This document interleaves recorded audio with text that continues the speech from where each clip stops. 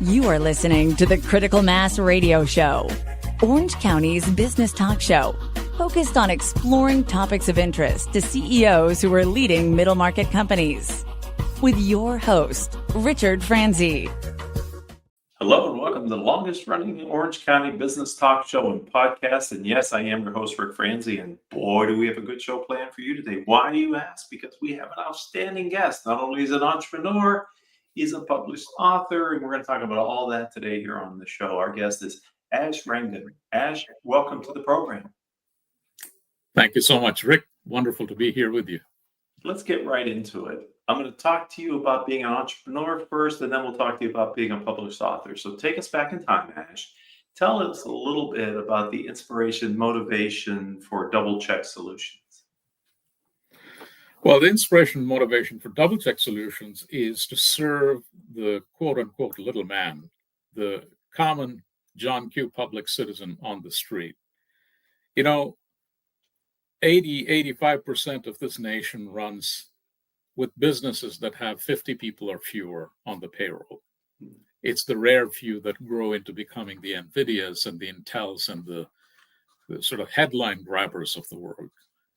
And when you think of these businesses and the people who run them, they're average people without sophisticated financial education. They're trying to make money meet the end of the month for the most part. Sometimes there's money left over at the end of the month. Sometimes there's month left over at the end of the money. We step in to help them when they're running out of money, as they're getting into overdraft or non-sufficient fund situations. Banks tend to click once a day. They tend to be batched in the way they process information.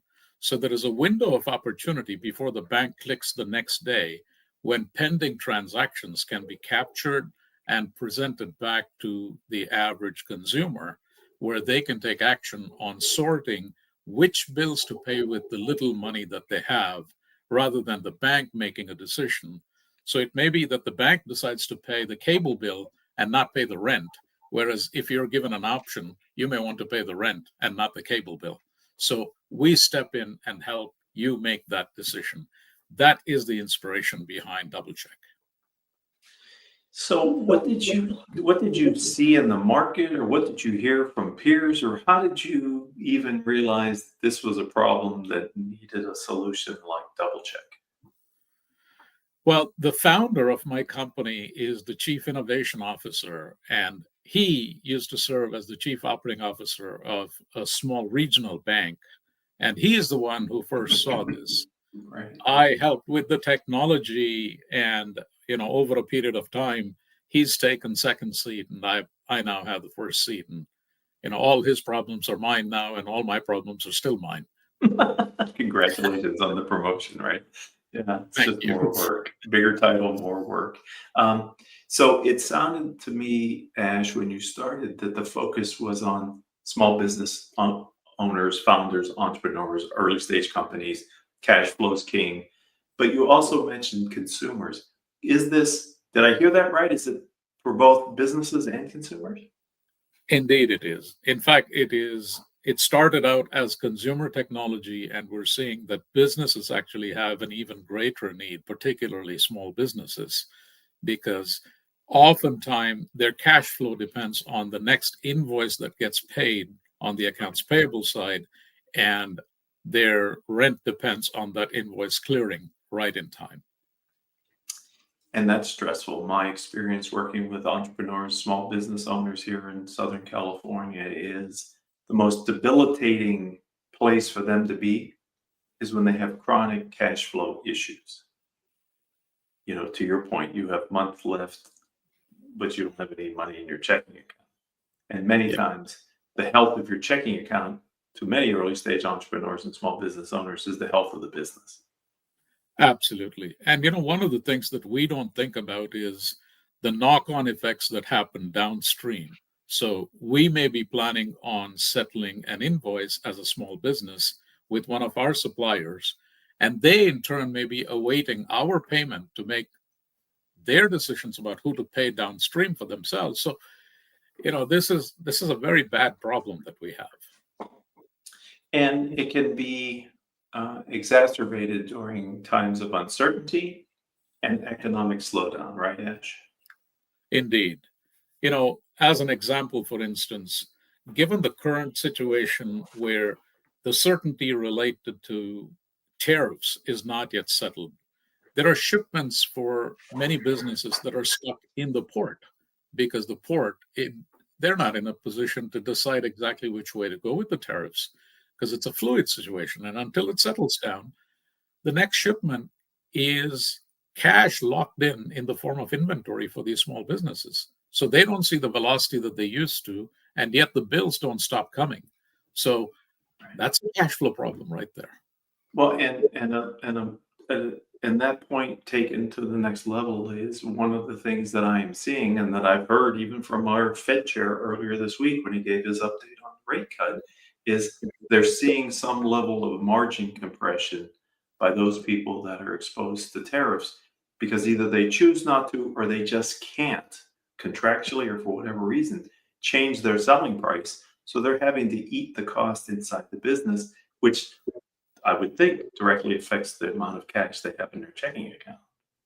Absolutely, it does. So, when your operating reserves start to get compressed, it goes to what you said earlier, which is the level of stress goes up dramatically because now you're making decisions about should I put food on the table for my children or should I direct what little I have towards the next purchase that I have to make to keep my business going. And that's a terrible choice to have to make. So for us to step into that breach and help people make better informed decisions, we think is one of the most powerful things that we're providing as an enabler in the consumer finance institutional sector. No, I agree because what I have learned from observation working with my clients and others in Orange County, Southern California, is when there's tight cash, they're usually the last one to get paid. And so this idea, yes. So this idea of a DoubleCheck Solutions can also benefit them personally / professionally because they go without an income to pay their employees and pay their suppliers and etc. Yeah. Excellent. Wow. Final question, because I'm not clear, how does DoubleCheck Solutions work? I mean, can you, without getting too detailed, how do clients sign up? What's the process? Just a little bit of backstory. Thank you. So we are not a direct-to-consumer service. We go through banks and credit unions to provide our service. So credit unions, let's take that as an example. Let's say, I don't know, Westcom, Schools First, these are all well-known credit unions in the local area. So someone signs up with us. We make available our software. So you, the member of the credit union, would sign into your online portal. And the moment you signed on, there's no change as far as you're concerned. You're signing into the credit union portal, but we would show up as a tab in the online banking system like a Zelle does, except we color code ourselves. So if you're in jeopardy of going into non-sufficient funds territory or overdraft territory, we'll flash red. So visually you get a cue saying, oh, I may have a cash flow problem. You click on the tab. What we would have done in the background is to quarantine all the transactions that are pending payment in the next cycle that the bank has, which is tonight. But now you have visibility to what is pending to be cleared, and you have control to resequence what actually gets paid. So you may choose to not pay certain things, and you may choose to prioritize certain things that should be paid from your perspective. And who knows your financial situation better than you yourself? So that's how we provide you this service. So from your viewpoint, it's just another service that the credit union is providing. And we therefore sell to the credit union saying, do the right thing by the little man. That's fantastic. And that gives people a level of, I think, as you said earlier, it's a level of control over something that, unfortunately, if they don't pay attention to it, can get them in trouble, both with the bank and with whomever. Overdraft protection and the fees and oh my goodness, the rest of that is just, that's no place to live. Yeah, not only that, but it's, if it happens once, there may be some forgiveness, but if it starts to become a pattern, it impacts your credit worthiness adversely. Now, your loan rates go up, so your business cost of running the business goes up. So this is just a terrible slippery slope. Right, right. And I don't know what the economic future is in store for us here in the US, Ash. It's towards the end of 2025, and I'd like to think that we're going to have a robust economy because I certainly enjoy that better than a slowing or a recession. But there is the chance that 2026 we face more headwinds than we saw in 2025. So a service like DoubleCheck Solutions could be even more critical for some of those entrepreneurs and business people. Indeed. We think so. And I think your point is very well taken. We live in a world where volatility is very high, uncertainty is very high. And if we can provide a backstop to the worry that goes hand in hand with volatility and uncertainty, then I think we're providing a value-added solution where it's almost peace of mind that we're providing. We may not be able to solve your cash problem, but we can certainly help you to solve what gets paid as a part of the cash problem. Right. Yeah. And final point, just as you're talking, I'm listening and thinking, if you have big clients, you're a small company and you're lucky enough to get a big client, that's great because, that's just good. But what I've also seen, large clients, when they're having a little bit of cash problems, they tend to slow down the payment to the smaller suppliers to them, the ones that can get away with stretching them out a little bit longer. And to your point, if you're relying on that income to come in to pay your bills, then you're in a difficult position because they're your big client. What are you going to do? Absolutely. And small vendors, small suppliers, small businesses, the only leverage they have is to say, we'll bill you net 30 with 2%, which says that if you pay ahead of time, you'll get a 2% discount. I mean, most small businesses are running on the thinnest edge of the margin. They don't have a lot to give, even if they want to give more. So when even that tiny margin gets squeezed, the level of pain is extreme at that end. And as I said, when 85% of the country is those kind of businesses, the level of anxiety in the country is very high. Yes. Yeah. And offering 2% net 15 or net 30, they end up paying 45 and they still take the 2%. And that's right. It's like, people who haven't been entrepreneurs and running a small business can't appreciate some of the things that you have to worry about when you're the boss and it's all your business and you got to make it work, especially once you start to bring on employees, etc. Okay, fantastic. I really appreciate your insight and perspective on what your company does. Let's turn you in a little different direction, Ash, and ask if maybe you can think back on a piece of business advice that someone gave you along the way that you would like to pay it forward and share it with my audience today. More than business advice, it was something that happened in the past, which I lean back on and look at with a great deal of appreciation. Rick, you and I have both been in Orange County quite a long time from what I know. And in Orange County, one of the earliest Fortune 500 companies was a company called AST Research. And I happen to have the good fortune of being one of the early employees of AST and growing with the company, literally from the garage to the Fortune 500 status that it eventually acquired, going public in 1992, all of that.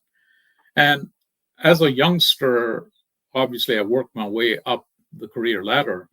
And soon enough, by the time I was in my early 30s, I found myself in positions of leadership with a great deal of responsibility, but not the title to go with it.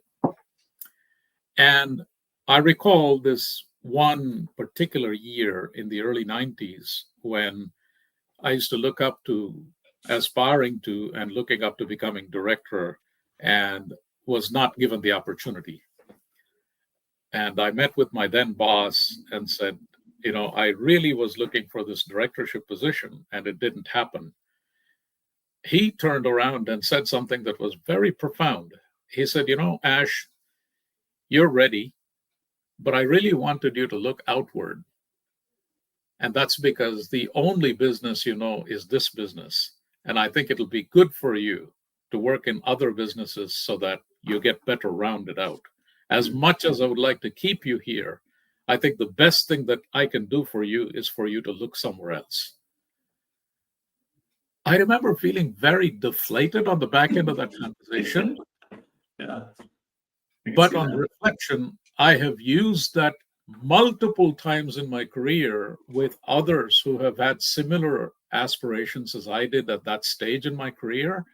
And I tell them, the best thing I can do for you is for you to go find the thing that you want to be, because it may be multiple years before I have that opportunity for you. So rather than have you as a frustrated employee hanging around, I encourage you to be the one that you aspire to be sooner elsewhere. And if after that you want to come back because I have something else for you, I would welcome you with open arms. Many of them have come back and said, that's the best piece of advice I received in my career. Thank you. Well, as you were explaining your circumstance, I'm thinking back to myself, probably around the same age, etc. And if you're young and you're successful in one organization, there is the question, can I do it in a different place? And having the opportunity to be successful in a different place does so much for the confidence, and you learn different skills. But just this, you're not a one-trick pony. Yeah, you just weren't lucky enough to be in the right place at the right time. You can adapt and be successful in other places too. What a multiplier effect that advice had, huh, Rangan? That's really great. Okay, so as I said at the top of the show, not only are you an executive, an entrepreneur, you're also an accomplished author. Your latest book, Governance in the Age of Gen AI, which is a director's handbook on generative AI. Let's start at the beginning, because I'm always curious. What was the inspiration to take the time to write the book, Ash? Well, it started out with a fairly innocuous meeting with my co-author, Dean Youst, who's also a resident of Orange County. Dean retired as one of the managing directors of PricewaterhouseCoopers. He has a very distinguished career with PwC. He served on multiple boards. He continues to serve on the PIMCO board locally. And we've been good friends for probably the better part of 20 years, he and I. And we had this habit of getting together for a cup of coffee every month or every 2 months. It was January of 2024 that we got together, and we were just having a cup of coffee. OpenAI had announced ChatGPT, and AI was the topic in every conversation anywhere we went. And yet, we were both seeing that there was a level of dissonance between what was happening in the marketplace, the advances in the marketplace, and the activity in the boardroom from an oversight perspective. There was both a lack of understanding and certainly a lack of governance and guidance from the boardroom into the management teams. And yet there was a lot of money that was riding on what would happen with AI, both from the providers and from the consumers. So we started talking about it, and Dean is an accomplished author. I think he had written 7 books by then. He looked at me, he said, Ashwin, what if we were to write a book together? How do you feel about it? And I said, oh my God, the subject matter is ripe. And on a whim, I said, why not? And Dean being Dean, he grabbed a napkin right there and started to write on it. And before we left, within the first 90 minutes of meeting, we had the table of contents, we had the 12 chapters in the book, and we divided it into 6 for him and 6 for me. And then he looks at me, he says, how about you and I pace each other? 1 chapter each every month for the next 6 months. Shall we? And there you go. Wow. What a great story. So take us through the book. In other words, tell me the big ideas, what people would learn at a high level from buying and reading the book, and then, basically just who's it written for? I kind of get it based on the title and the way you've described it, but put a finer point on it, please. Thank you. So it's meant for 2 audiences. It's meant for the boardroom. And as you can imagine, the boardroom is a combination of directors who serve on the board, providing governance and oversight and helping the management team understand and manage through the risks that go hand in hand with strategy. And the other occupants of the boardroom are the executive team with the CEO and his or her direct reports, who would be directly impacted by decisions being made in the boardroom. So this book is aimed at those two populations, if you will. It's as helpful for the directors as it is to the executive team. It's a holistic approach that we took, where we said, let's start at the beginning. How and what does AI really mean? Do we even have a common language in the boardroom between the directors and the executive team to have a fulsome discussion about AI? So we started with a level set with the gobbledygook of acronyms and everything else that goes hand in hand in technology, right? So the book literally starts out with an insert on all the acronyms and what they actually mean. And then it leads you into what are the decisions when we say we want to be in the AI game. Are we talking about hardware? Are we talking about large language models? Are we talking about applications on top of it? Are we talking about security? Are we talking about prompt engineering? Are we talking about things that we should do in a safer way by keeping the content internal to an organization as opposed to using what's available out on the internet? Those are all questions that go through our minds, but not all at the same time. So we organized it as a series of related but compartmentalized chapters. And with each chapter, we dove right in so that you had enough detail to know when something was not smelling right, which is the job of a board. The job of a board director is to make sure that if something is smelling, you get in deeper and say why it doesn't resonate with what I am expecting here.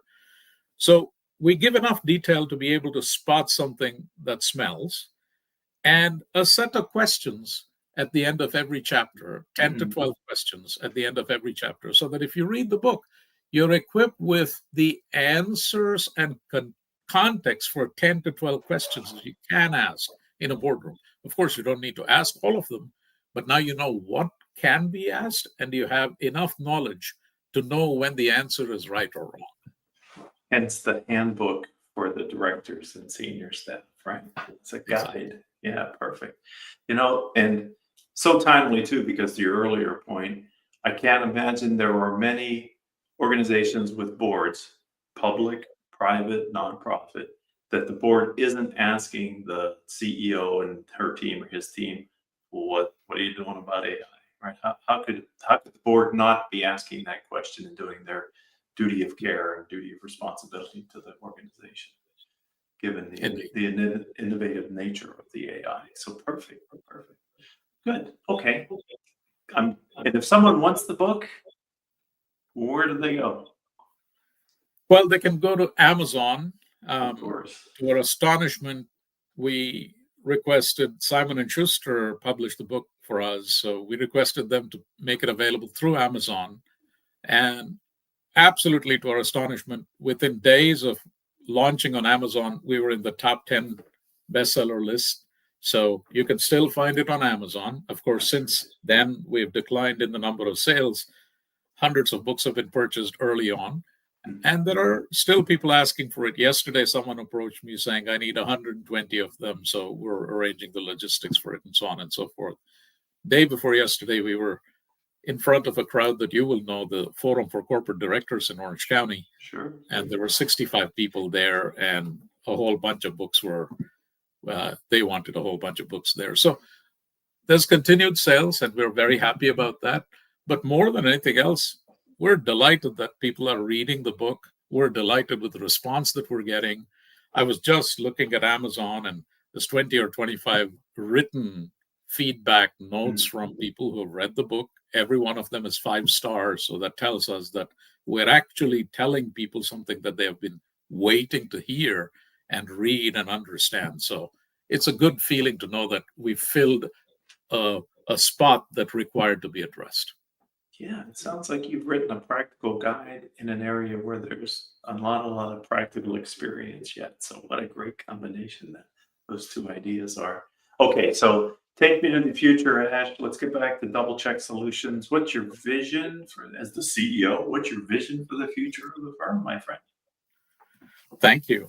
You know, if you think about the little man and who we want to help, they are everywhere in this country. Yes. And we would like to be the service that is used by banks and credit unions to extend this very valuable service, in my opinion, to the common man, so that they feel like they have granular visibility and control over their own finances. You know, in an increasingly more sophisticated financial world out there, at the end of the day, the matter comes down to the simple fact of, do you have more money than month or more month than money? That's really what it comes down to.